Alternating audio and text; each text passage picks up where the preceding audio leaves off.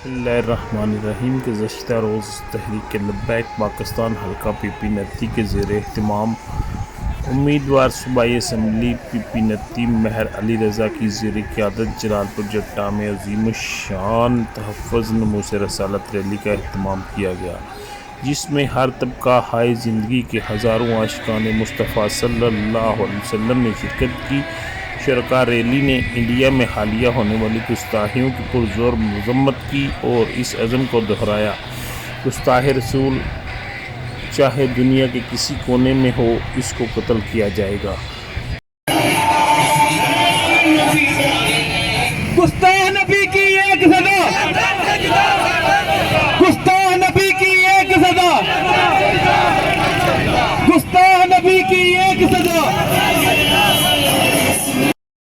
تمہیں اللہ نے منتخب کر لیا ہے اپنے محبوب صلی اللہ علیہ وآلہ وسلم کی عزت پر پہرا دینے کے لیے،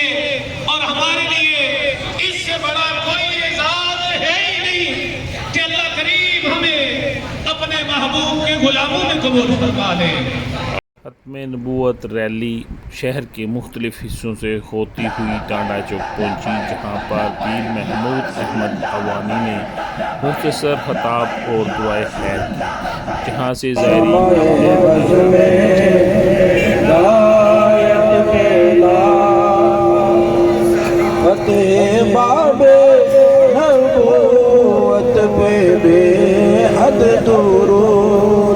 ختم دور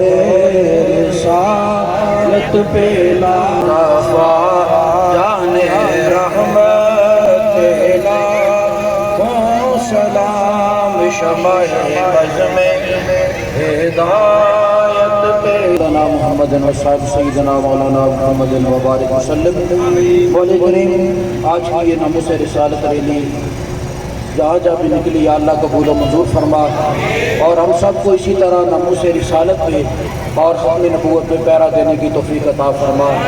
جو لوگ تیرے محبوب علیہ السلام کی عظمت اور شان کے لیے نکلے اتنی گرمی کے اندر، یا اللہ سب کو قدم قدم پہ جزائے خیر اور نیکیاں عطا فرما،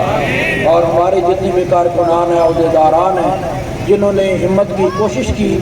دام در میں سخن قدم قل میں کسی بھی طریقے سے، یا اللہ سب کو جزائے خیر عطا فرما، ملک پاکستان کی خیر فرما، اور پوری دنیا کے مسلمانوں پہ اپنا کرم عطا فرما، اور یا اللہ جن لوگوں نے تیرے محبوب علیہ السلام کی شان میں بے ادبی کی ہے اور سیدہ پاک کی شان میں بے ادبی کی ہے، یا اللہ ان کو نیست و نابود فرما، یا اللہ ان کو تباہ و برباد فرما، مولا تو خود ان کے لیے قربانیاں دینے کی توفیق عطا فرما۔